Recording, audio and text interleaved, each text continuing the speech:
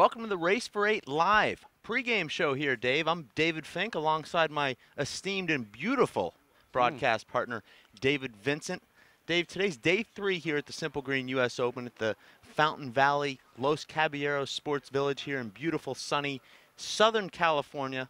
Dave, the place is electric today. All the top players in the world are in action in 4-wall, 3-wall, women's handball, men's handball. Dave, let's jump right in and give me 1 minute on the clock to talk about women's handball. Now, Dave, just a couple minutes ago, it was Tracy Davis forfeited against Aisling Riley. Tracy Davis, a semifinalist here by virtue of beating Jennifer Hinman, showed up 12 minutes late and the hammer came down. She was forfeited out of this event. Aisling Riley now moves to the finals, having played just one match, and she'll defend her championship tomorrow morning for the second consecutive year. Well, if you don't show up, no pay, no play, or no play, no pay. That's how it works around here. She showed up at 12 minutes after the hour. She's supposed to start at 10 o'clock in the morning, and she wasn't here, so they just took the noose and pulled it right out there, and that's why you saw an open court here earlier today, as there is no women's marquee matchup at 10 o'clock this morning. So that makes way for another match that's going to happen. Unfortunately, David, it would have been an interesting matchup between Tracy Davis and Aisling Riley. Tracy, the one-wall specialist with the great serve. Aisling, one of the top 2 female players in the world at worst. And, you know, it would have been nice to have seen those two clash. But I think that maybe the best thing that we should have brought our cameras and our broadcast crew over to see Tracy Davis versus the alarm clock. That might have been more entertaining. Let's put the alarm clock's been winning a minute on the clock here. Well, up next, Dave, in a match where both players are here in the facility, they're warming up as we speak. It's Jennifer Schmitt taking on Megan Mehilos. The two played for 3rd place at the USHA Nationals in June. Megan Mehilos winning that 11-7. What do you think Jennifer Schmitt needs to do here today, Dave, to take Megan Mehilos down? Well, it comes down to conditioning and that ball. Both of these women players, Dave, are playing with a new ball, the 21, as you call it. It'll be, I guess, new to them, but I think Jennifer Schmitt has the longevity and the ability to use those fish shots to maybe work in her advantage. I'm really thinking it's going to come down to that ball, but also Jennifer Schmitt's conditioning for this match. I'm going to go ahead and disagree with you there, Dave. With just about 15 seconds left here, the ball will favor Megan Mehilos. She plays primarily with the men's hardball. This is a ball that's sort of in between the white ace and the hardball, but I definitely think that this ball will favor Megan Mehilos. I look for Megan Mehilos to win this match. One close game and one game in the single digits. Dave, let's take a quick little glance down memory lane and talk about who you think is the best woman player of all time. Anna Engel, best player of all time. She has 11 national championships under her belt, multiple world championships, a few Irish national championships, and she's won a ton of 3-wall national tournaments as well. In fact, if you look at her career, as many championships that she has won in doubles and singles and 3-wall and 4-wall, as well as Canadian nationals and all that stuff rolled in one, it reminds you a lot of Nadia Alvarado Sr.'s career. I don't know how you can argue against her. Well, certainly impossible to argue against her, Dave, but what's interesting is all these women are playing in almost the same generation. Anna's been dominating for almost 30 years, but we have the new generation of Aisling Riley, Fiona Shannon, Lisa Fraser-Gilmore, Rosemary Bellini, who was coming out just as Anna Engel was coming in. And for me, Dave, the best woman I've ever seen play was Aisling Riley at the 2009 Worlds, even though she lost there, and then winning here last year. I've never seen a woman so dominant, so precise, and have the ability to flat kill the ball consistently from everywhere on the court. How many championships, though, does Aisling Riley have? That's what's interesting, Dave. When you define best woman ever, you're defining by most championships, because then there's really no subjectivity to it. But if you're talking about just a moment of time, is she the best player ever? What about, you didn't even mention the name of Priscilla Shoemate, who won the 3-wall, 4-wall, and 1-wall all in 1 year. How can you get any better than that? Well, I'm taking the best players at their best against one another, and I'm taking Aisling Riley in a one-off showdown, exhibition, knockdown, drag-out, all-Ireland style match where you play once a week for 3 years to determine a champion. Okay, well, we disagree. Well, Dave, this gives us an opportunity to talk about the rising women's stars. We had a mixed doubles match on just before here. Lorraine Havern in the court there. We also have Biddy Binnigan playing in this event, Dave. Courtney Pachot, not so much of a rising star anymore. Samantha England, not as much rising. But, Dave, talk a little bit about the young players coming up that you think have a chance to dethrone maybe Aisling Riley or Fiona Shannon. Well, I think you brought up the name Biddy Bidigan. Every single time that we watch her play, she ends up getting better. Lorraine Havern is getting better. There is a handful of young women athletes in Ireland that have, won't make our list because we're not more familiar with their names. The Shauna, the Hillies and Pauline Gallagher's, they're all rising stars. Bailey Chandler here in the United States is a rising star because she has the bug. But I go back to Biddy Bidigan in the United States, Lorraine Havern, of course, are two names that pop up in this tournament. I'm actually going to use the Bailey Chandler name there, Dave. She's now dating and living with the Minnesota Dreamboat, Andy Nett. She has an opportunity to play with him twice a day. They actually do 2 a days, Dave. They wake up before work, they play, then they play after work. You can only imagine what that's going to do for her game. Now, let's remember, Bailey Chandler's only been playing for 4 or 5 years. Most of these women have been playing their entire lives. So Bailey Chandler, Dave, trying to play a little bit of catch-up here. I believe in 2 or 3 years, she could very well be the #1 player in the world. Yeah, I don't disagree with you on that. Again, like I said, there's a whole handful of young rising women stars in Ireland, and I'm sure that they will make themselves known when they fly over to the United States and start beating some of those that we feel that are rising stars from the United States. Dave, we're going to take a quick 1-minute break. We're going to bring in Hall of Famer Fred Lewis for a quick chat. We're going to wrap it up quickly today. Then we're going to get down, talk a little bit about the men's handball, the United States versus Ireland. So you stick right here at Race for 8 live, and we'll see you in just 1 minute. Dave Fink, Dave Vincent. Stay tuned. Hello, I'm Bruce Fabrizio, inventor of Simple Green. Our non-toxic, biodegradable, all-purpose cleaner works great for cleaning it.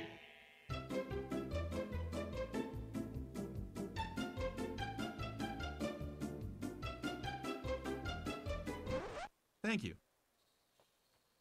Non-toxic, biodegradable, Simple Green. It's great for cleaning.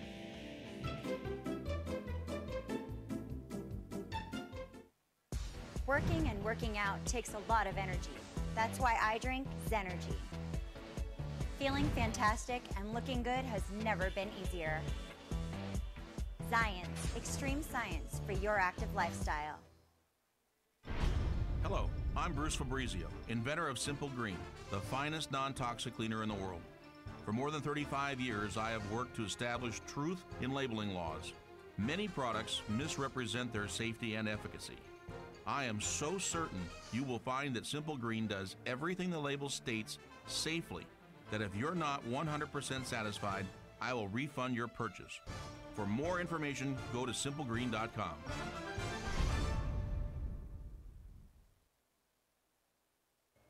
For 20 years, the Inner City Handball Association has educated, mentored, and served young people through handball.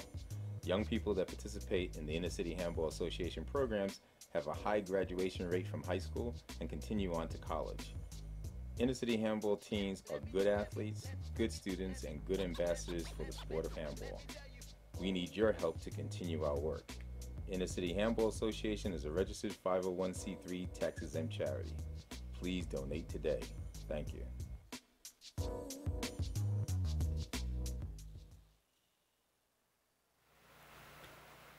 Welcome back. We're here at Race for 8 Live, Dave. We're joined by Hall of Famer and President of the WPH, Fred Lewis. Fred, today you're going to have your toughest task in your career. You only have 3 minutes to talk here today. So tell us a little bit, Fred, about what the WPH is trying to do for handball internationally, here in the United States, and for kids, pros, and everyone associated with the sport.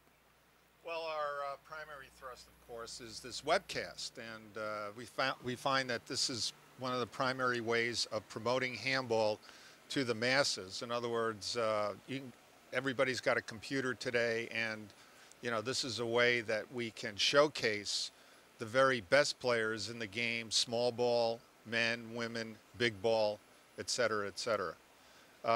The other thing that we're doing is we're trying to reach out to kids programs by encouraging these programs and helping them financially, so that they can recruit kids, they can buy equipment, they can get them into clubs with memberships, and also provide monies for travel so that they can go to tournaments. So basically, Fred, we're talking about webcasting, kids and pros, promoting everything together, exposing the sport, and bringing the sport to the masses. Well, that's it in a nutshell, yeah. Now, Fred, we're going to get into this in our next segment, but I want to ask you, what's the difference now compared to when you were playing? the Irish have really taken over. They've taken over the sport. They're clearly dominating the Americans. In your day, Fred, it was the Americans yourself, Nadia Alvarado Jr., Jimmy Jacobs, to go back another generation. What do the Americans need to do, Fred, that the Irish are doing now to try and reclaim the top of the sport? Well, one of the things the Irish have done is they've gone inside into a 20-by-40 court. In other words, back in my day, the primary game in Ireland was 30-by-60. And so their players, were used to, going back and hitting the ball underhand, and as a result, they didn't develop the overall court game that's needed.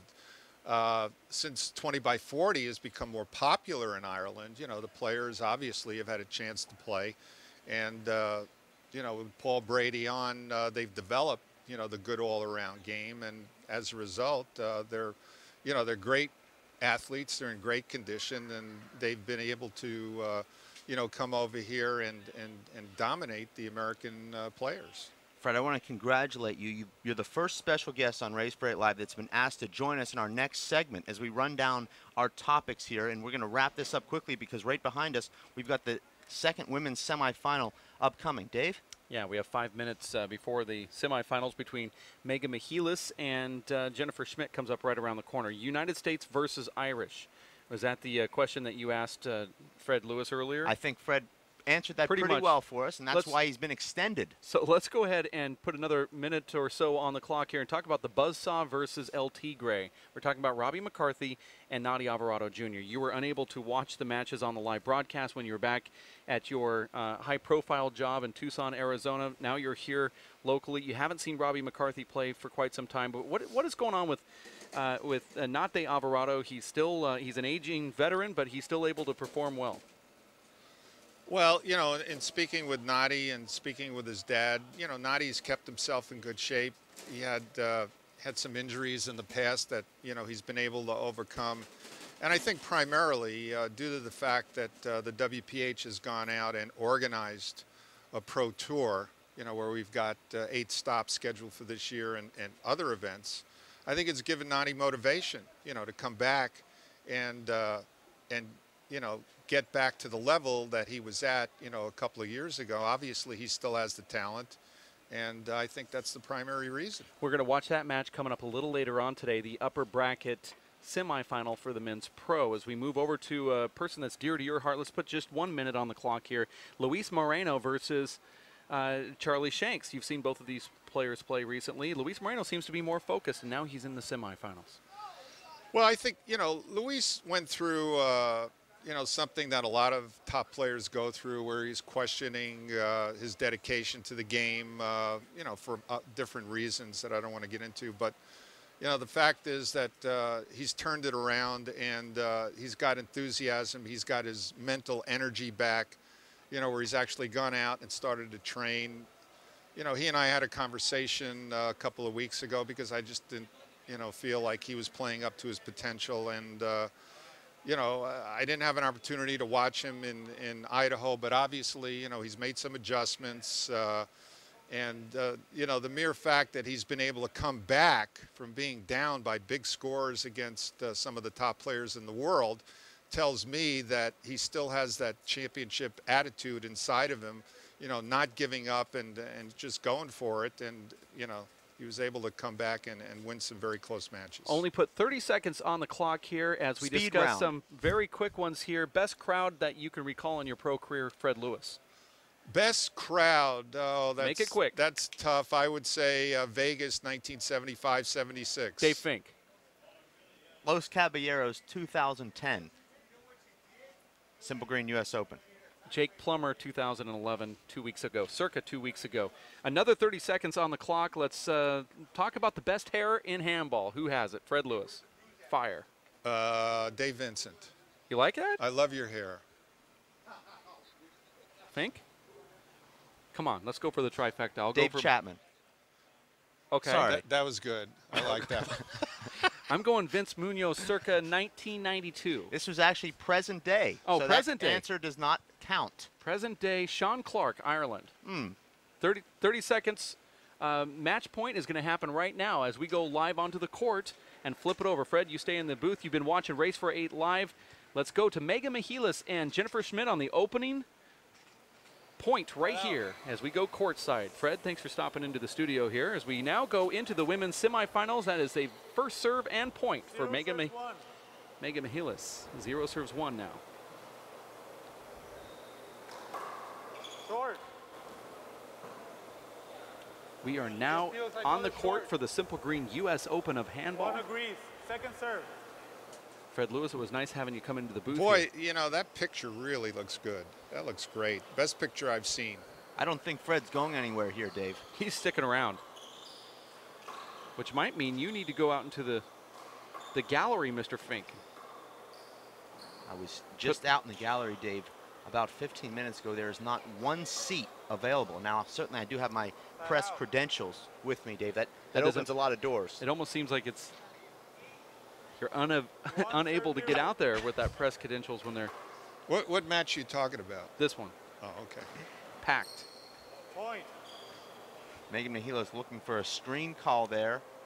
You see that a lot, Fred, when players are stuck behind their opponent. 2 serve 0.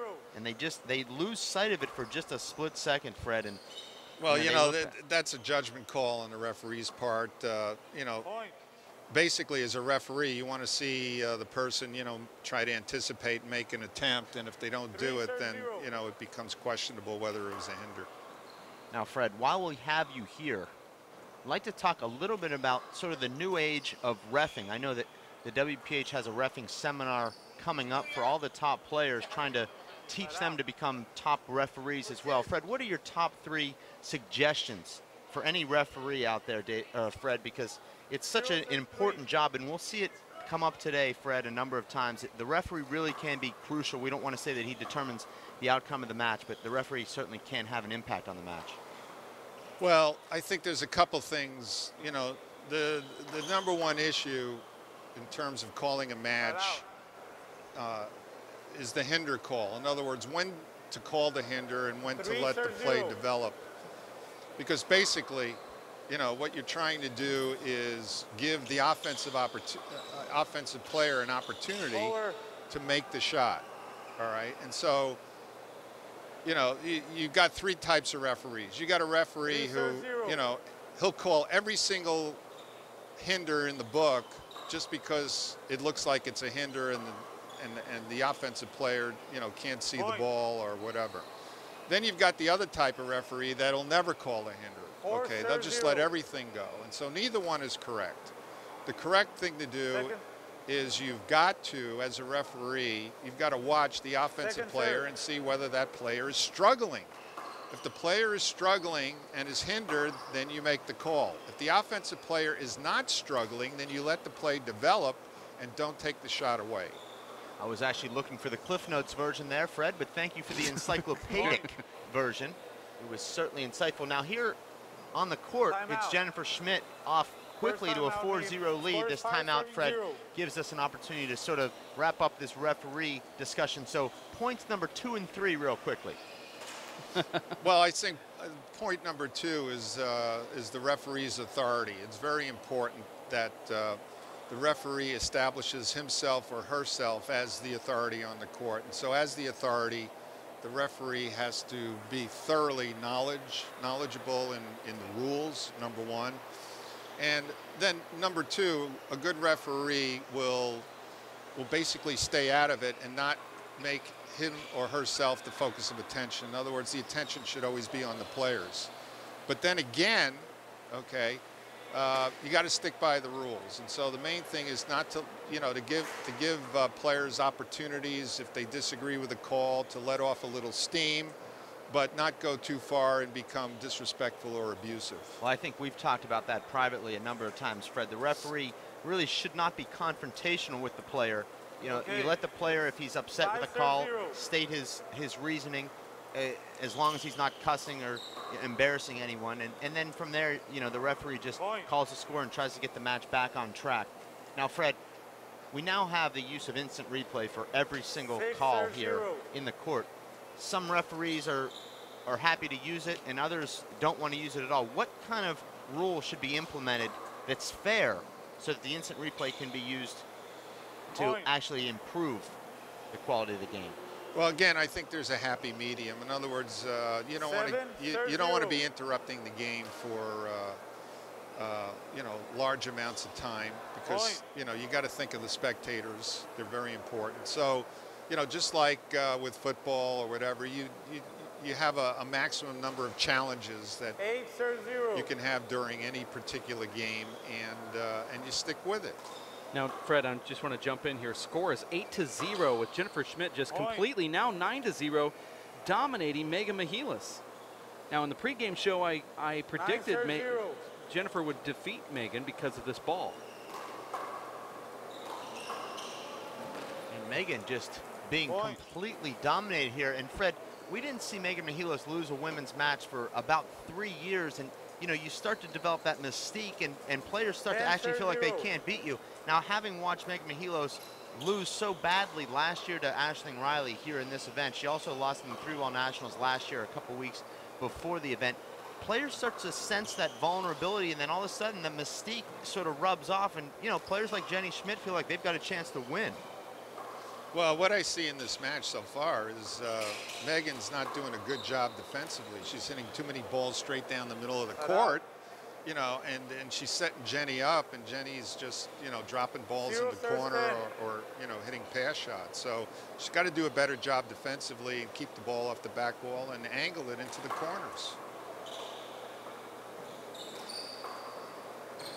Jenny, Fred, is one of the streakiest players I've ever seen, because she gets that left fist rolling and really takes over the match with it, and then other times she sort of sprays that same shot all over the court. She's also emotional in there, Fred. When things are going well, she really uses that momentum to her advantage, but when things aren't going as well, I've seen her sort of unravel. I don't know anyone in the booth that might be in that same boat, but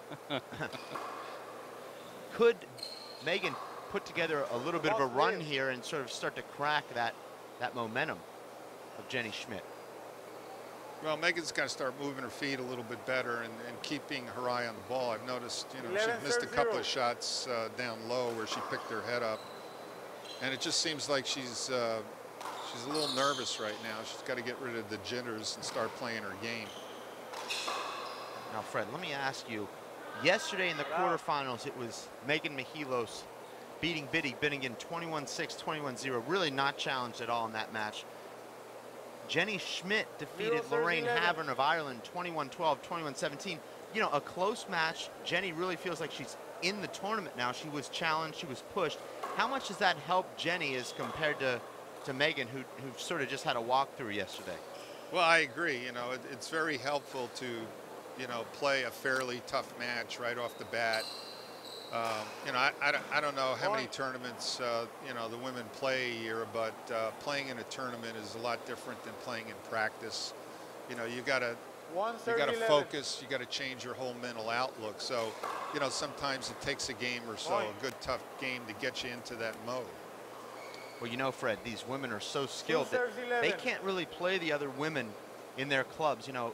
Jenny Schmitt is playing her husband quite a bit, and most of the men. Megan Mehilos plays her brother and other A and Open players in Chicago. And it is different, Fred, for a woman to play another woman as compared to playing a man. I've talked to several women about that. And there is an adjustment, and there is some nerves there, because when the women play the men, the pressure is really on the man. When the women play each other, they start to actually feel that pressure. Well, yeah, especially two competitors like Jenny and Megan, who are, very close in terms of ability.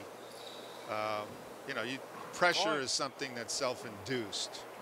And so, again, you got to find your way to work around it, get into the game, so to speak. It's kind of like in football.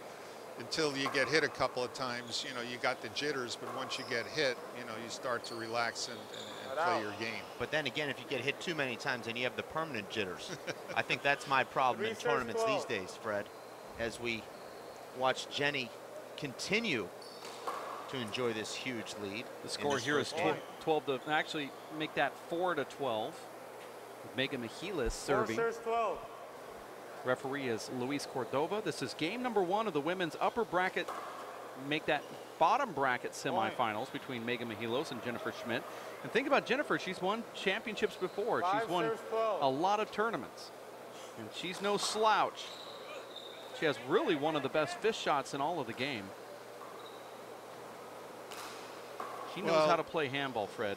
Well, she does. She comes from the great handball family and, you know, is very well schooled in the finer points of the game.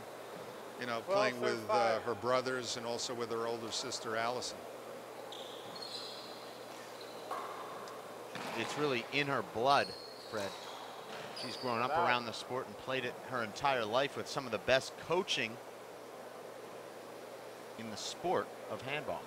5 serves 12. It's Megan now quietly cutting into this lead from Jennifer. It was once 10-0, now 12-5, so she's on a 5-2 streak. Want to say hello to Gus Mehilos, who's watching right now, back home in Chicago. I would like to wish Billy Mehilos a speedy recovery, Dave. He just had elbow surgery a couple of weeks ago. He's going to be out about 4 months. We'll certainly miss him this season, Dave, on the race for 8. Maybe, Dave, Billy can make his return here at Los Cab in March. Or maybe we'll see him next season. You know, which, you know, I give David a lot of credit for that. It's brilliant.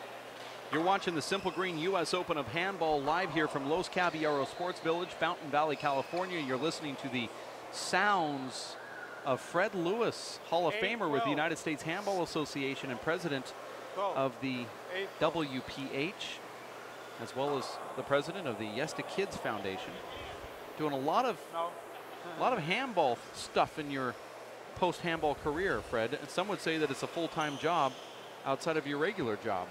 Well, I wouldn't say it's a full-time job. It's a labor of love, you know, like I always like to tell people, you know, or a hobby. You know, that's how I look at it. You know, I'm not a golfer, okay? I don't go bowling.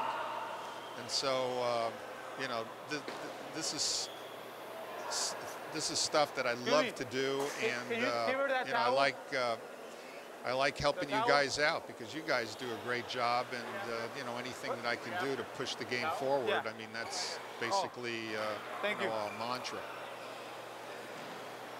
You also have color commentator Dave Fink in the booth here as we're outside the Los Cab facility. It's a nice day today here, Dave, unlike yesterday, and actually this morning turned out, looked like it was going to be a terrible day, might even rain, but then look at the sun's out and really nice, pleasant. Fred, have you had a chance to walk around the big ball court yet here at the facility and witness that excitement that is out here at Los Cab? Well, I know tomorrow we're going to be live, and I think, you know, the small ball fans out there that play, you guys, you got to tune in and watch this stuff. This is some of the most exciting sports action that you're ever going to see in your life. And you know, tomorrow will be semifinals and finals and doubles. You're just going to love the athleticism of these players.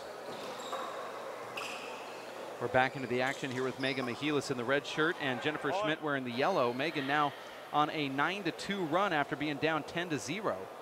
Yeah, I think she's gotten away from those jitters that were plaguing her in the beginning, and she's looking a lot more confident.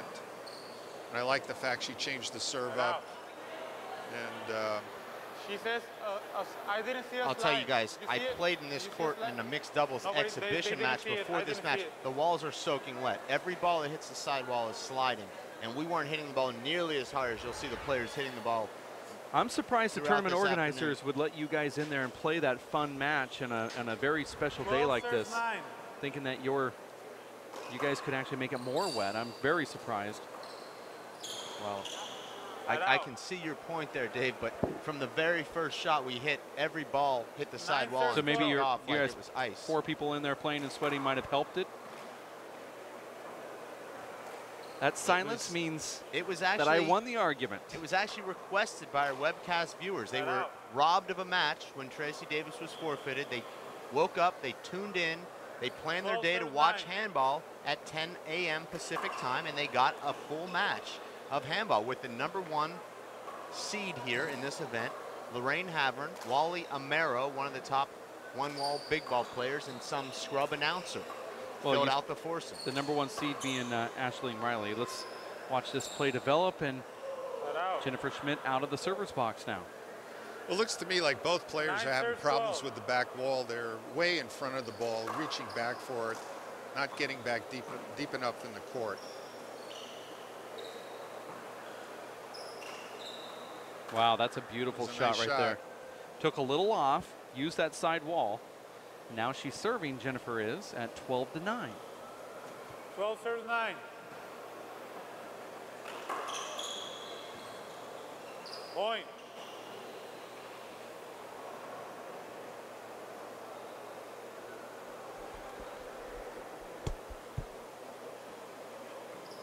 Thirteen serves 9. Point. Now, yeah, you see two unforced errors in a row with that ball coming off the back wall, and she's just got to get closer to the back wall and stop reaching back for it. The score is 14-9. Scoreboard powered by Zions, and you can see every one of those back wall shots giving these women fits right now, and a lot of that, and that's the new camera angle we have here, 14. Fred. This is the spy cam. You see the same exact camera at Circle K on the security system. 14 serves 9. 14 serves 9. Jennifer Schmitt up here. Looks like Megan played that correctly. Out. It's still a little bit behind her because those shots should go right down the serves wall. 14. Megan Mehilos serving at 9-14.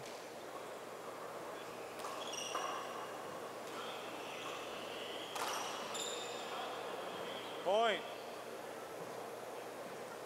Another unforced error. 14.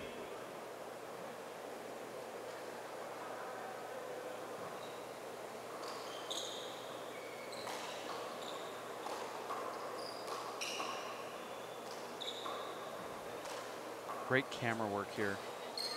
Point. And another unforced error. I don't know why she's forcing those shots. She's got a nice lead. Keep the ball in play. It's like she's just missing that open hand paddle shot. Hitting it too far under the wall.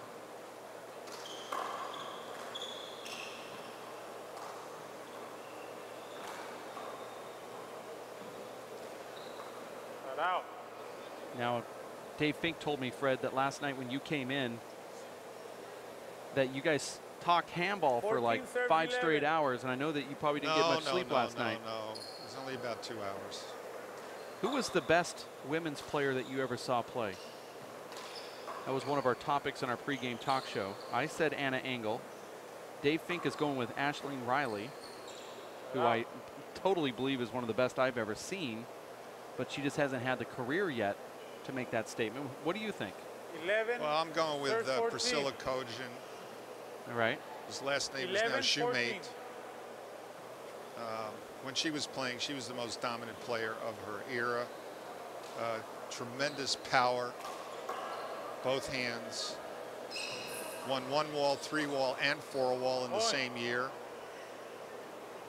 And you know, developed some arm problems and then got a very good job with Nike, so it kind of cut her career short. 12 serves 14. She's the best player, best female player I've ever seen.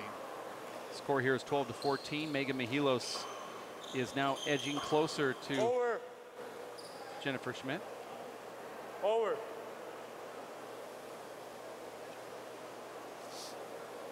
Jennifer walks to the server's box, and you've seen players do that before where they're trying to sell the call with the referee. 12 serves 14.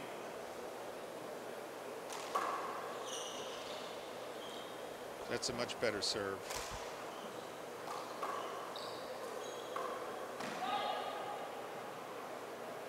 Point. Jennifer Schmitt is now in her mid-40s and still competing at this national level here. Short. Short ball, good call from the ref. I called it short. They both agree. Second serve. Luis Cordova proving that he does not know a clue about how to referee a match. Jennifer Schmitt was actually saying that she was screened on the ball, and so then he went to appeal the serve. Why would she even want to appeal the serve? It was short. It works out in her favor. Timeout. Second timeout. Score is 14, serve 14. We're all together at 14 here at Los Caballeros Sports Village in Fountain Valley, California. Bottom bracket women's semifinals between Megan Mehilos and Jennifer Schmitt. Earlier today, it was Ashley Riley defeating Tracy Davis. So Riley is in the finals, and she will face the winner of this one. Later today, Fred, we have the men's semifinals. Charlie Shanks versus Luis Moreno. That'll be at 1 o'clock Pacific Standard Time. We'll be right on time for that match too. And then after that at 2:30, it'll be Robbie McCarthy and Nate Alvarado.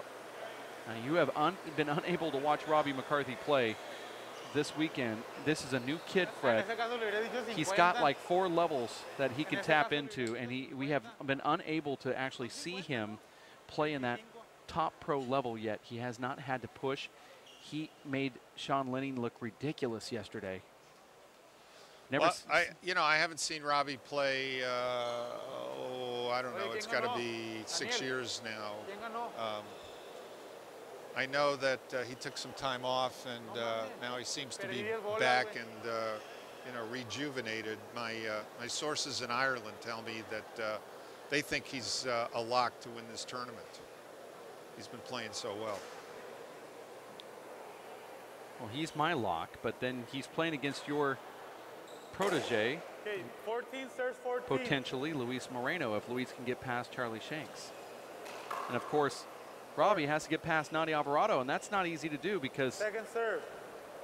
Climbing mountains in the middle of a tournament are difficult. If you've already climbed those mountains before, it makes things a lot easier. For him, getting past Sean Lenning was a mountain.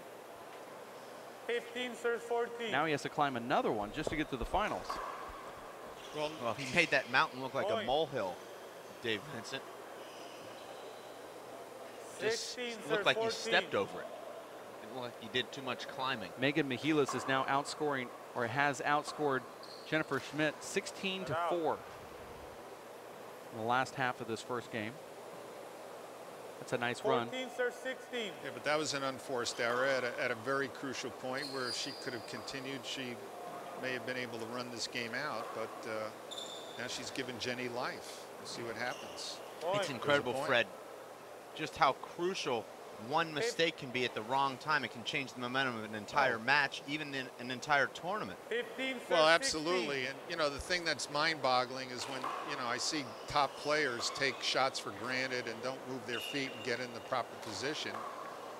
Over. And end up, instead of ending a volley, they end up making an unforced error, and it's like totally turned around.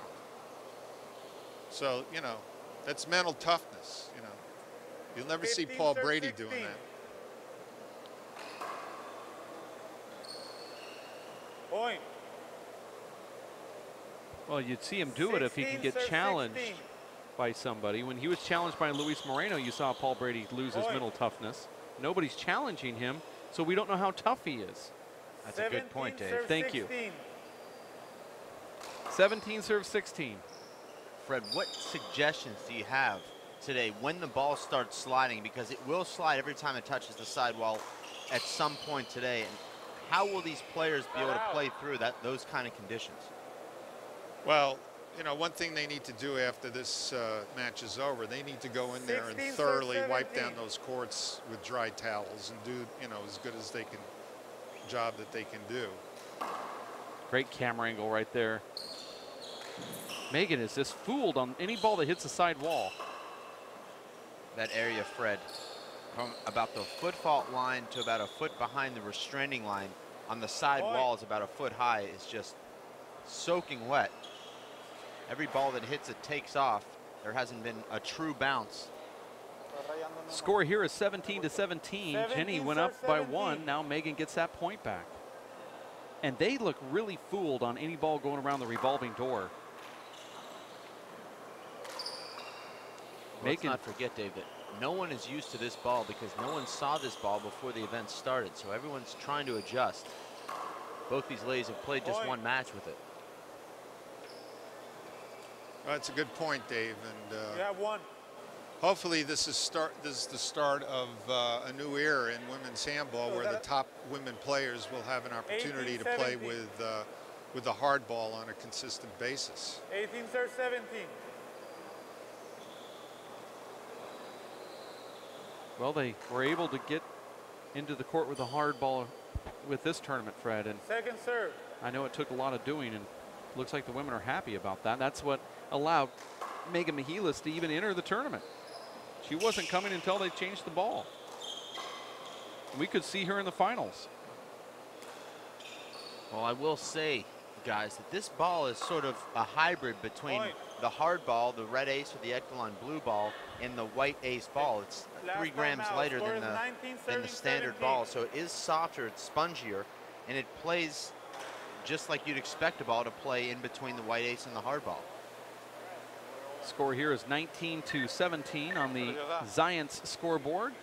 My name is Dave Vincent. We do appreciate the fact that you've tuned in to the live broadcast here at Los Caballeros Sports Village in Fountain Valley, California. That voice you hear is from the referee, Luis Cordoba. We have David Fink and Hall of Famer Fred Lewis in the booth. It's good to be between both you guys. We're keeping you warm. You're keeping me warm and happy. I love you guys. You guys are doing so much to bring, you know, this sport to the masses, and you do a great job. Got a little emotional in here during that timeout. We do appreciate those words. Fred, I'll speak for myself. I won't ever speak for Dave Vincent. He's not mentally sound. That's why I won't. Are any of us? You never want to speak for me.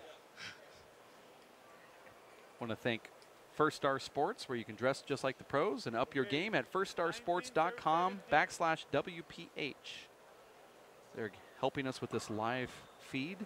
And there's a crack serve right there after the timeout from Jenny Schmitt, bringing Megan up 20-17 and actually outscoring Game point, Jenny serve 17. 20-7 after being down 0-10.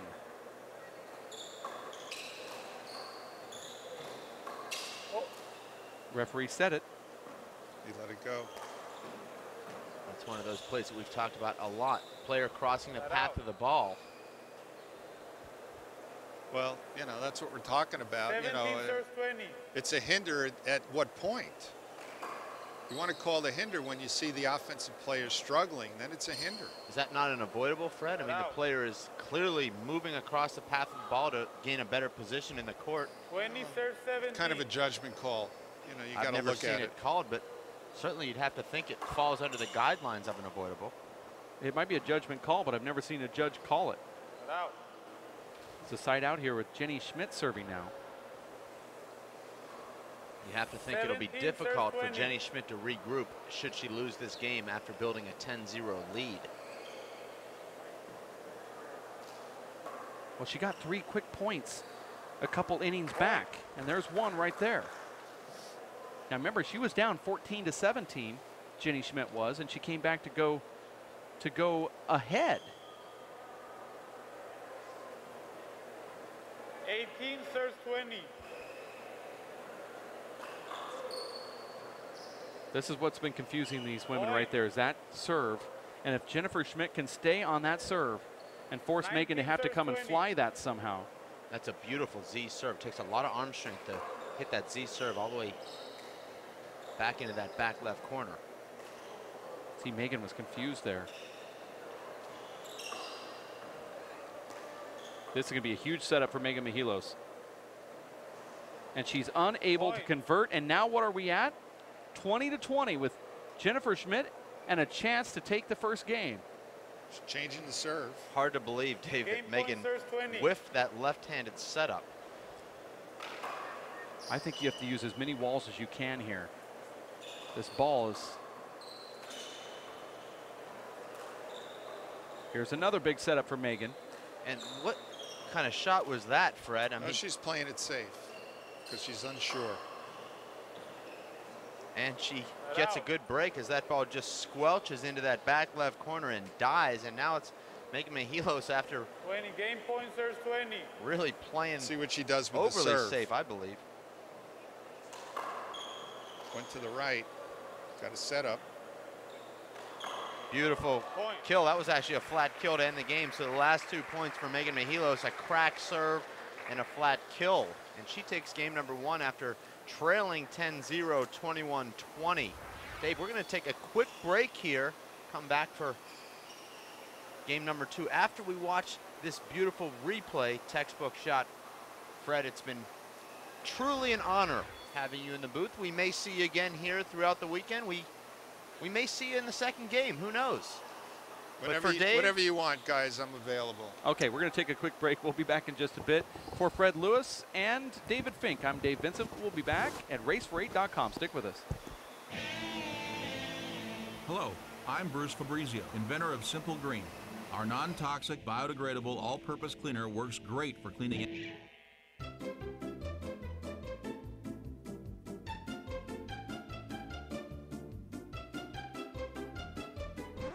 Thank you. Non-toxic, biodegradable, Simple Green. It's great for cleaning.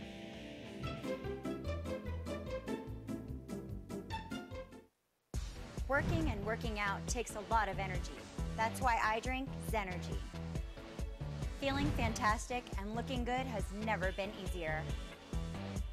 Science, extreme science for your active lifestyle. Hello, I'm Bruce Fabrizio, inventor of Simple Green, the finest non-toxic cleaner in the world. For more than 35 years, I have worked to establish truth in labeling laws. Many products misrepresent their safety and efficacy. I am so certain you will find that Simple Green does everything the label states safely, that if you're not 100% satisfied, I will refund your purchase. For more information, go to simplegreen.com.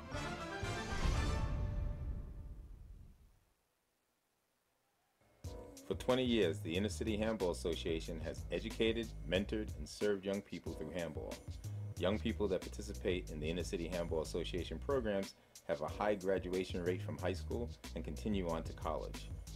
Inner City Handball teams are good athletes, good students, and good ambassadors for the sport of handball. We need your help to continue our work. Inner City Handball Association is a registered 501c3 tax-exempt charity. Please donate today. Thank you.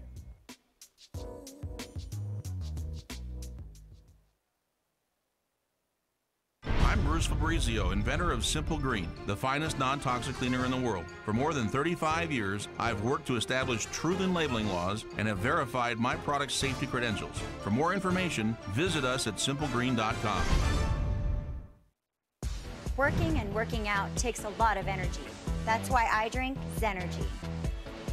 Feeling fantastic and looking good has never been easier. Science, extreme science for your active lifestyle. My name is Bruce Fabrizio. In 1975, I invented Simple Green based on 3 principles. It had to be safer to use, it had to work, and it had to be completely made in America. From generation to generation, Simple Green has been cleaning everything from car engines and tools to kitchen counters and floors. No matter what you clean, indoors or outdoors, clean it with non-toxic, biodegradable Simple Green.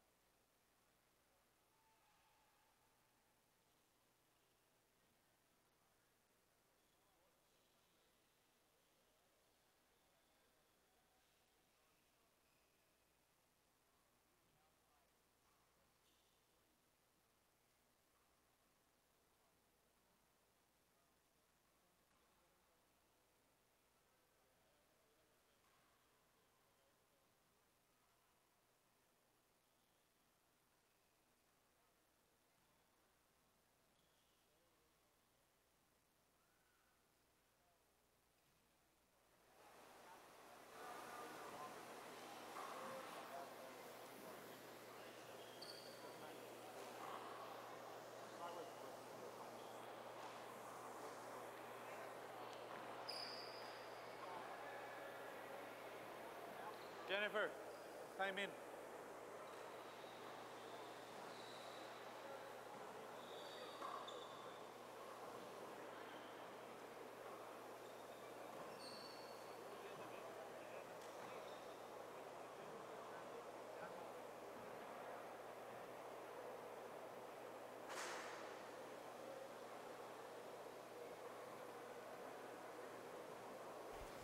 And we are back live from Los Caballeros Sports Village here in Fountain Valley, California for game number 2. It was Megan Mehilos taking down Jennifer Schmitt in the first one, 21-20. That was a interesting ending of that game there where Megan had that 0 serve 0. that lead that she had to chase after. She finally overcame Jennifer Schmitt, had a nice little lead herself, and Jenny came back to tie it. But what you're finding here, that the women players, Dave, are scoring in bunches.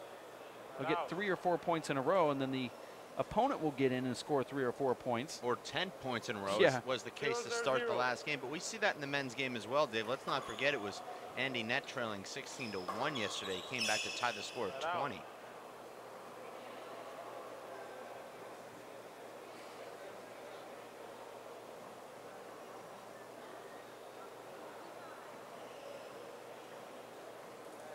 Serve 0. Megan Mehilos, Dave, not looking nearly as sharp as I've seen her in the past. I last watched her play with the hardball at the NYAC, and that's a lucky shot there. And she looked really good there, Dave. I know a lot of people have watched that match on Vimeo, where she defeated Tracy Davis in the final. Looks like she's lost a little bit of her self-belief in her shots. I think it's the ball, Dave. I think she's just uncomfortable with this new ball. Okay. Look at that ball right there. Wow, that was a good shot there from Jenny. But she had it like, she played it twice. You can see that double take she took. 0 serves 1. So I guess from now on, every time I miss a shot, Dave, it's not my fault, it's the ball. That'll actually take a lot of pressure off me. Why are you playing with pressure? Huh. I do this broadcast without any pressure. Well, it's kind of a backhanded advice. Why are you playing with any pressure? Basically saying, well, you're not any good, so why expect to win, so why have any pressure? Well, I pick up on that. I was trying to be subtle. The crowd really starting to pour in now, Dave. Especially on the right side there. 2 serves 1. And it's kind of strange because that's the area that people have to walk in, and it gets pretty heavy over there. Well, it's a little bit frustrating, Dave, for the fans that try and come in and catch a glimpse, because all those seats are paid for, and the ushers actually won't let anybody in unless their name is on the seat. So there's an overflow in the cafe, Dave, where they're watching this on the 75-inch flat screen TV. And the fans that don't have tickets and don't have their names on those seats just can't get in.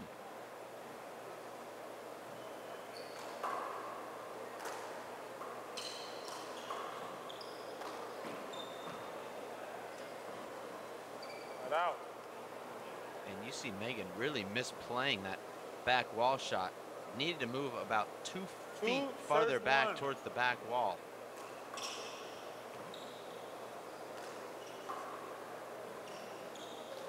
Ooh.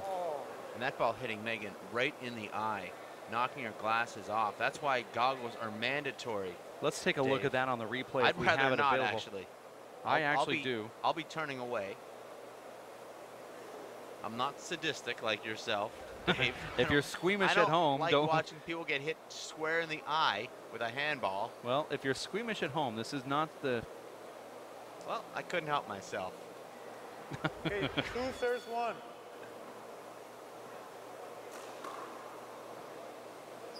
And you see that sign, Dave, on the door at your local handball club that says either eye guards are recommended or eye guards are mandatory. I highly recommend them unless you want to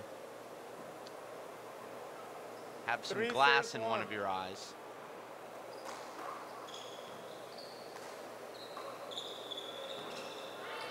They actually put in a glass eye, Dave, when you can't see out of that eye.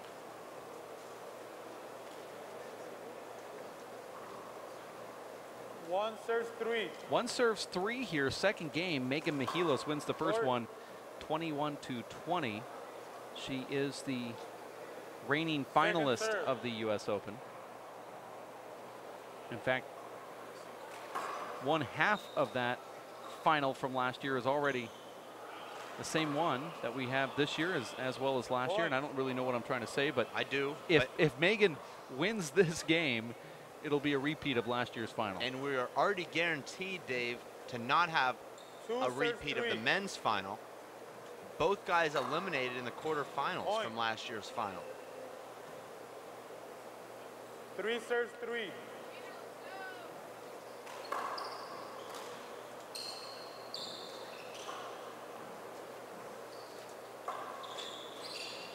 That's an avoidable. Point, thank Jenny you. calling Nice it. call. Jennifer Schmitt calling an avoidable against herself, and then going up and patting Megan on the back. And the referee's not going to call this avoidable, but the player does. That tells you the referee's not 4 serves 3. doing a very good job there. What do you have it against referees? I just wish they would call the game correctly. They're just doing the best they can. I don't know why a referee wouldn't see that that's just an avoidable. 5 serves 3. Even the player that avoidabled knew it was an avoidable. Well, perhaps Over. Jenny giving that call because she still feels badly about hitting Megan in the face 2 points ago. That was an unavoidable 5 serves shot. 3. Well, it could have been avoided had she not hit the ball straight into her face. Had she hit it anywhere but there, it would have been avoided.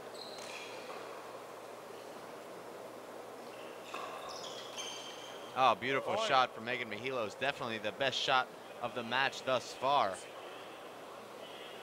That was a stiff arm cross corner fist kill. Really a nice shot.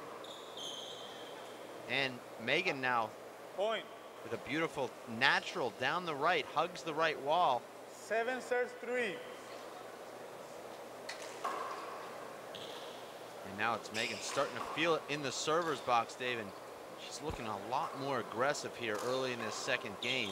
She's moving quite a bit better, Dave, and she's taking a lot of balls out of the air and controlling the front court. That time it was Jennifer pushing her back and forcing the air.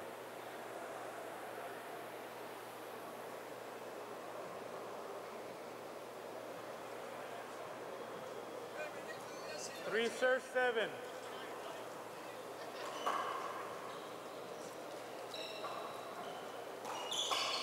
Over. That was played over because Megan 3 was serves screened there 7. after that ball hit the crack. Had that ball just slid down that left wall, it probably wouldn't have been called. Beautiful pass shot from Set out. Jennifer there, Dave. She comes over the ball with the left fist, Sorry. almost using a reverse with that 4 left fist to serves run 7. it straight down the wall. And she can change the height on that shot as well, Dave, with that left fist.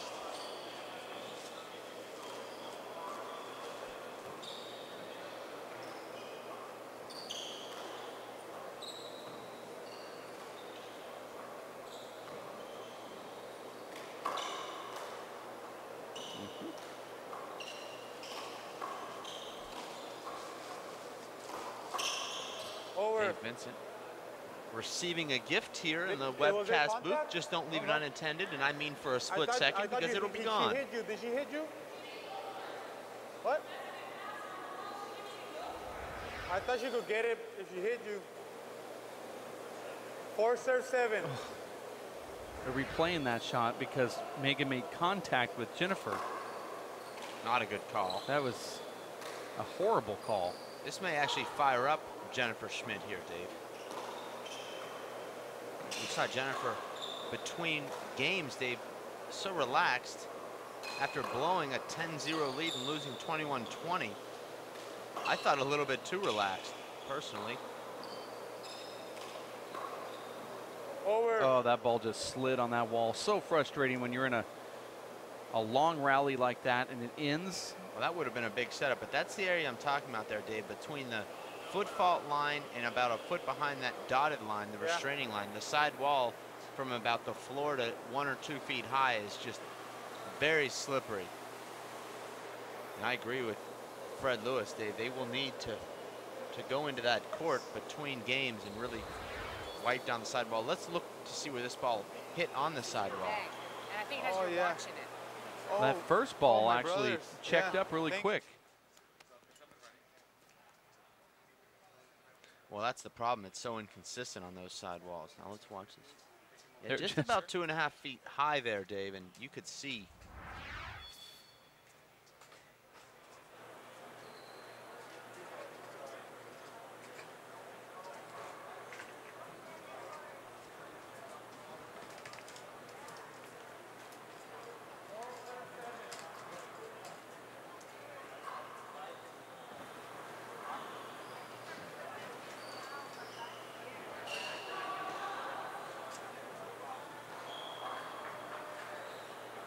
We're back into play here.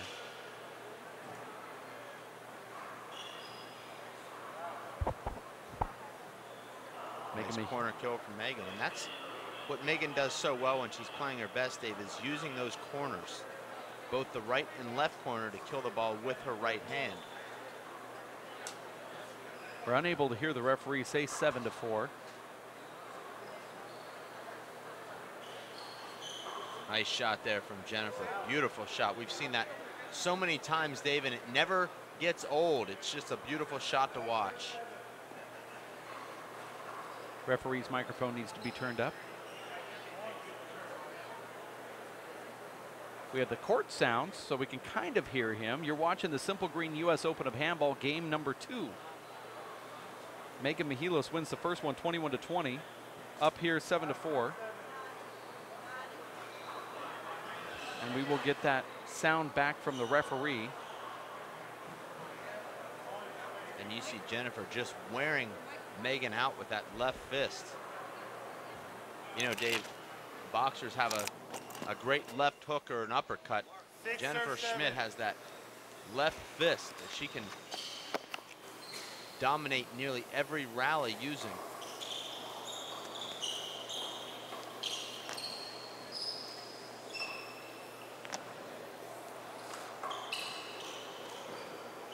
See Megan on the floor a lot in this game. The ball slid. Surprised that was called. Let's see if we can take an instant replay of that, Dave, from our front wall cam to see if it actually did slide. I thought the ball was out of Jennifer's reach there. We don't do front wall camera replays, but we do it from up top where it would show it. I saw it slide like big time. Want a towel? It's because both of the walls are real wet, both of them. I agree with you, Dave. I was blocked from that view in the live cut. 6 or 7. But Dave, you can see just what kind of problems we'll be facing here later today in our men's semifinal matches. And let's not forget, Dave, the men hitting the ball about 25 miles per hour harder on average than the women. The women average 52 miles per hour, Dave, on their non-serving shots. The men averaging 76 miles per hour on their non-serving shots. And you know, Dave, with the added velocity, the added slide that also takes place on the side walls. Not out.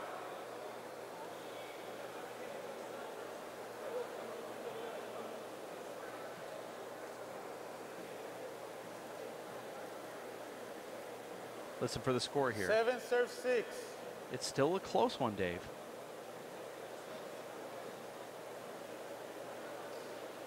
And you're right about that ball sliding. It's going to get worse before it gets better. What happened here is that there's a lot of that coastal fog that was in this morning. You saw it. It looked like a real terrible day. There's Megan down on the floor again. I've never seen her fall down so much.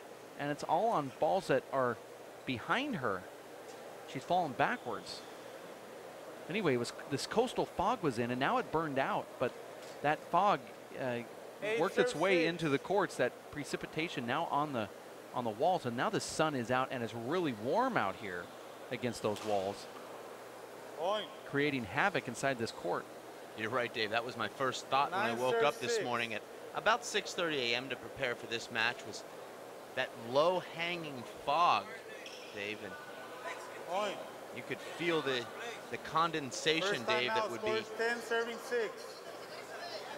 covering these walls. 10 serve 6 is a score here. The sun, Dave, actually makes it worse. 10 serve 6. It's good for our tan, but not so good, Dave, for the court conditions.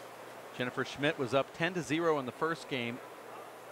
Ends up losing 21-20 after she had a chance to score that final point a couple times. Now Megan Mehilos up 10-6 here in game number 2. This is the women's semifinals where the winner will face Ashleen Riley. Earlier today, Tracy Davis did not show up for a match, and she was scratched out after the referee gave Ashleen Riley 1 point for every minute that she was late, up until 10 minutes late, and then Tracy was a forfeit, and then right after that forfeit, Tracy showed up. Was that the first time that's ever happened to Tracy, Dave? I don't know, Dave. Someone said it happened before at another tournament. Another tournament a few times at another tournament. Well, hopefully she'll have learned to show up a little bit earlier from now on. Well, I know that in Idaho for her doubles finals match, she showed up 10 minutes late there. But and you just was down. said you didn't know. Well, I didn't know if it was forfeited, but this last match she showed up 10 minutes late, and they gave her 0-10 to start off the match, and they end up losing that, going into a tiebreaker and winning 11-10. Her and Samantha England over Jennifer Hinman well, and they Ashley didn't start Moeller. Trailing 10-0 in the tiebreaker. Perhaps, Dave, that rule should be a little bit more strict and give 10 points in each game. I don't know about that. I've never been late before for anything, so I wouldn't be able to relate. 6 serves 10. So that whole debacle allowed Ashleen Riley a round of rest, and she decided to say, you know what, I don't want a round of rest. I'm going to go in and play a mixed doubles match. She actually lost her first ever match on this court during that time.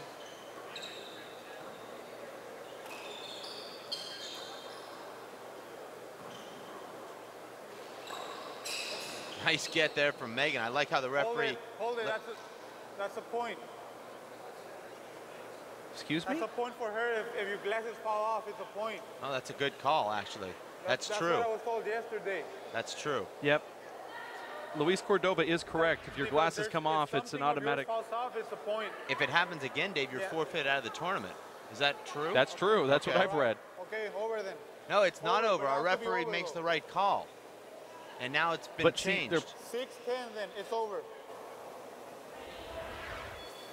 Her glasses fell. Her glasses fell. The rule should be you should give 1 shot to kill the ball after the glasses are here comes Charlie Wicker. Killed, then you should stop play. Over? Okay. Okay, it's over. I actually believe the initial call was the correct call. Charlie Wicker came over and said you get 1 shot to kill the ball. I don't remember ever reading that. 6 serves 10. But rules change sometimes, and I'm not always privy to them. Point. But you're right. If the goggles come off, it's an automatic 7 serves 10. avoidable hinder is what it's. The second time they come off, you're forfeit out of the tournament. It's not really up for discussion. It's a rule that Mondo Ortiz and Luis Moreno have made famous. Well, Luis Moreno, Dave, has switched to the lensless goggles with the strap. 8 serves 10. Personally, Dave, I don't understand how anybody can wear these Oakley-type glasses. Right out.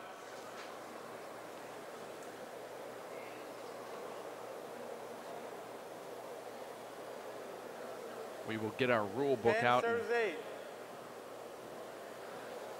get some answers here.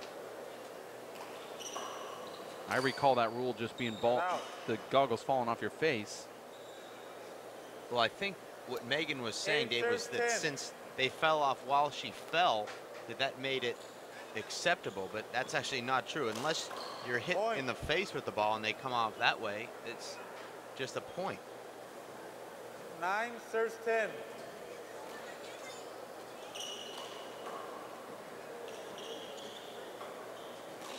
And Megan down again. That time she goes down, punch, fist, a pass shot.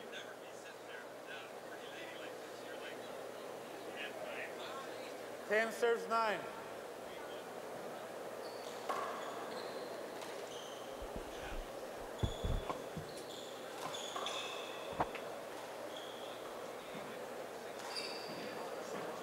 Here's a setup here for Jace Schmitt, and that ball's put in just a perfect spot there from Megan Mehilos, just sliding that back wall.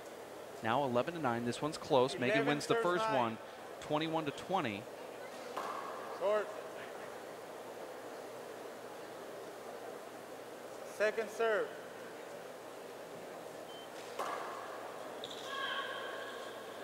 Point. Another point now for Megan. 12 serves 9. Short. Check the ball. I just had a chat, Dave, with the head of this event. 9.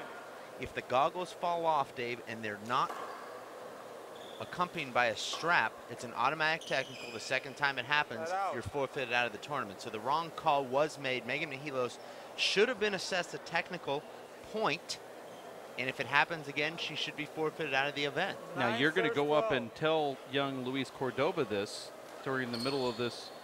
Well, actually, you tell me to stay out of these type of things. Well, I'd love to. Apparently you didn't. I'd love to. Well, I just want clarification for our viewers. I have nothing to do with the match. Now, then why did Charlie Wicker talk our referee out of that call and tell him that they get one chance to kill the ball? Well, Dave, I don't speak badly of anyone in the booth. I'm not asking you to speak badly. I'm just asking the question. Well, I think Charlie Wicker may not know the rules quite as well as he thinks he does. Is that diplomatic enough? Sounds good by my book. Okay. Not trying to create anything. Over.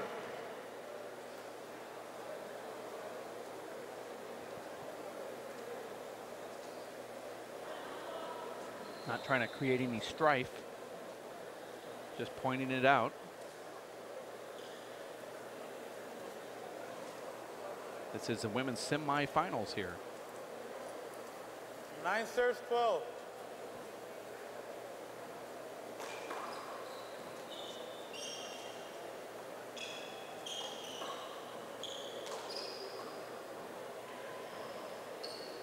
Out.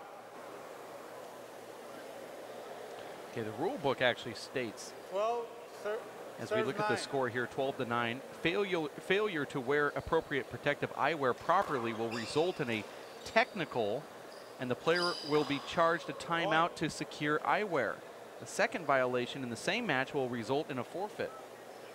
She was not given a timeout to go secure those goggles, though, so the rules aren't even followed correctly. It says nothing about a kill shot that you give your opponent one more try to kill the ball that we heard from. They both agree.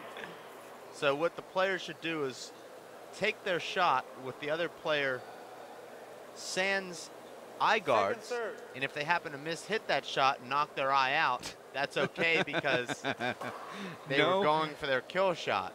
That's not part of the integrity of how that rule was created. Okay. So no, I don't think that's what they had in mind when they made that rule. But let's say in Megan's situation there, Dave, she's on the ground, her eye gear is off. The setup is to Jennifer's right hand with Megan on her right. She just barely hits her setup, hits Megan square in the eye without eye guards on because she took her one more shot. I think you see where I'm going with this, Dave. Well, the rule does state something that's very interesting. If the referee is doing his job, there should never be a technical called or a forfeit called on a player for not securing their eyewear, because the player will charge, the referee will charge a player a timeout to go secure them. By securing them, you mean wearing a strap? Putting a strap on, and therefore the technical should never happen. Wait, hold on. Let's not talk about that sort of thing during a webcast. Sorry, that reference a little bit obscure for you, but please do continue. I'm just saying, if the referee did his job and actually charged a technical to begin with and then forced him to take a timeout and go secure, then the forfeit would never take place. That's true. Unless whatever they secured it with didn't work. Came off anyway. Now that we've got that cleared up. So if the referee 11 serves 13. orders the player to secure the eye guards, the player chooses not to, then the eye guards come off again, they are forfeit out of automatic the tournament. forfeit. Is that out of the tournament, or would you still be able to play the next day for third place? Is there any mention of that? It just says forfeit of the 11. match. Okay, so it sounds like they would be able to play for third place then.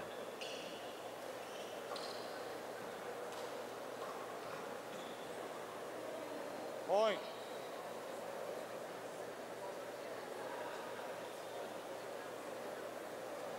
The gorgeous 14 serves boxer 11. Gilberto Rosales walking by our booth, Dave. He slammed in Vegas. He'll be looking to take home some more cold hard cash here this weekend, and there's a lot of it.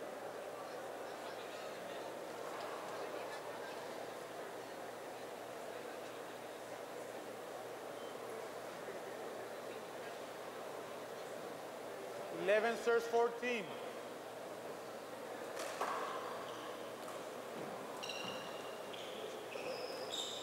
Set out. Beautiful ceiling shot there from Megan Mehilos. Pins Jennifer 14 into that serves back 11. right corner. 14 serves 11 here. And that's a beautiful shot from Jennifer. Wrong footing Megan with the punch pass 11 serves 14. kill with the right fist.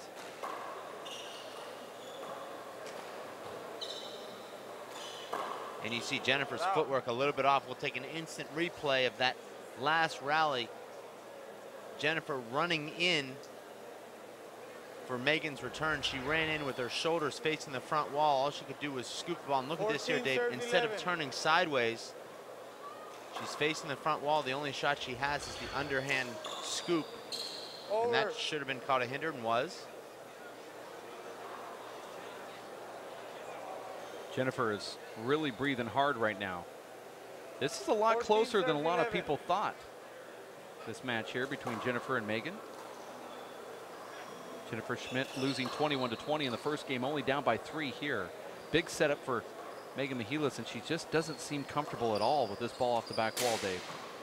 That's over. I actually predicted, Dave, one close game and one game that wouldn't be so close in favor of Megan Mehilos here. Still have a chance for that prediction to come true. Over. I don't think that call is necessary, as Jennifer had plenty of time to set herself to hit that shot. It was a pretty easy shot.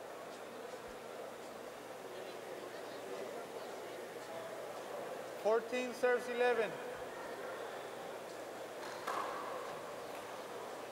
That's a great serve from Megan Mehilos, Dave, as she runs that ball right into the right side wall.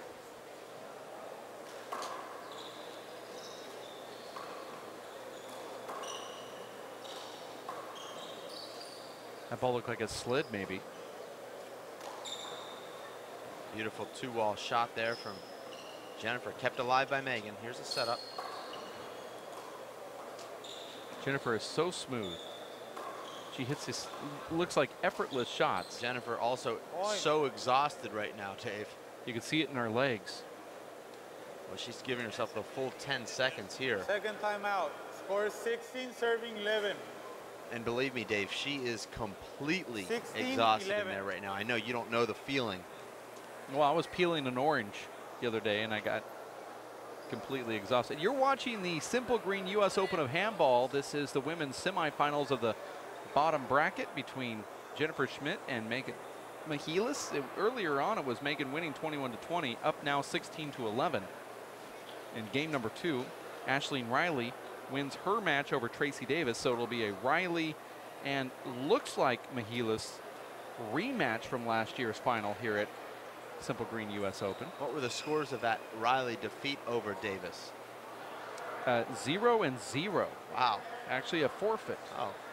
So that actually is not 0-0 then. It goes down as an FFT period. FFT or no-show. NBF. All right. We apologize that our first match was not here. Our broadcast crew got down here at 6:30 this morning to lay cables to make sure that we were all set up, and then there was a no-show from one of the players. Fortunately, though, the fans were treated to a mixed doubles extravaganza, refereed by Jab Bike. They actually paid him $25 for that match, so it was official.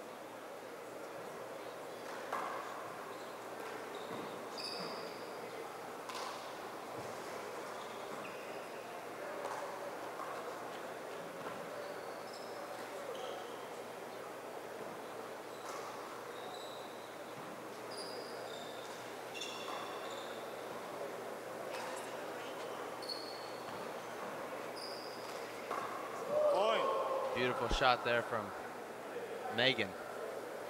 And it looks like the lights are very close to being turned out. 17 serves 11. For Jennifer Schmitt.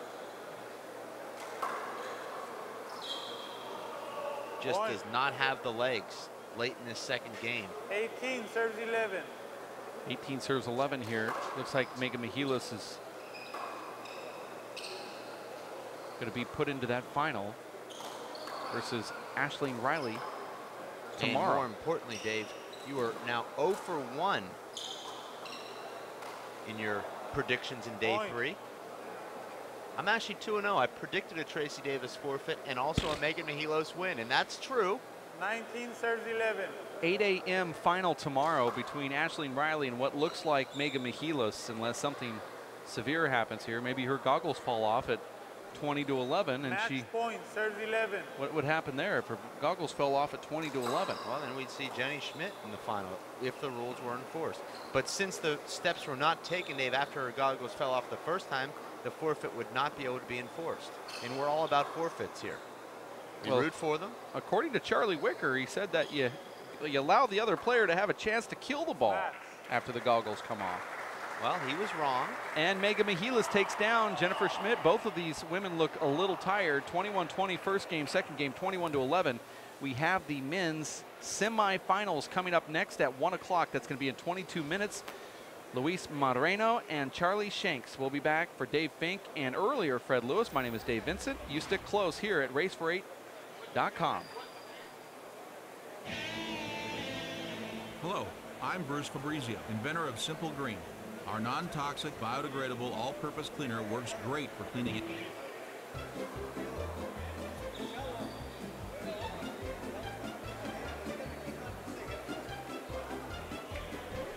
Thank you. Non-toxic, biodegradable, Simple Green. It's great for cleaning.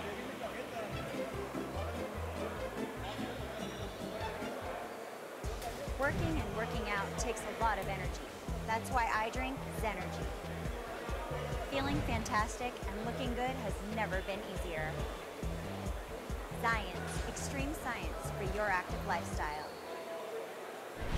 Hello, I'm Bruce Fabrizio, inventor of Simple Green, the finest non-toxic cleaner in the world. For more than 35 years, I have worked to establish truth in labeling laws. Many products misrepresent their safety and efficacy. I am so certain you will find that Simple Green does everything the label states safely, that if you're not 100% satisfied, I will refund your purchase. For more information, go to simplegreen.com.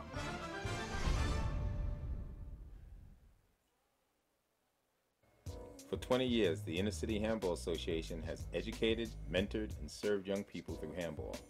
Young people that participate in the Inner City Handball Association programs have a high graduation rate from high school and continue on to college. Inner City Handball teams are good athletes, good students, and good ambassadors for the sport of handball. We need your help to continue our work. Inner City Handball Association is a registered 501c3 tax-exempt charity. Please donate today. Thank you.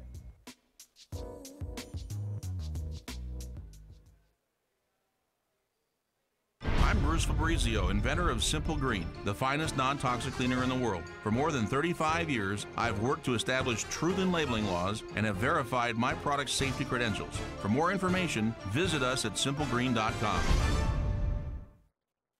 Working and working out takes a lot of energy. That's why I drink Zenergy. Feeling fantastic and looking good has never been easier. Science, extreme science for your active lifestyle. My name is Bruce Fabrizio. In 1975, I invented Simple Green based on 3 principles. It had to be safer to use, it had to work, and it had to be completely made in America. From generation to generation, Simple Green has been cleaning everything from car engines and tools to kitchen counters and floors. No matter what you clean, indoors or outdoors, clean it with non-toxic, biodegradable Simple Green.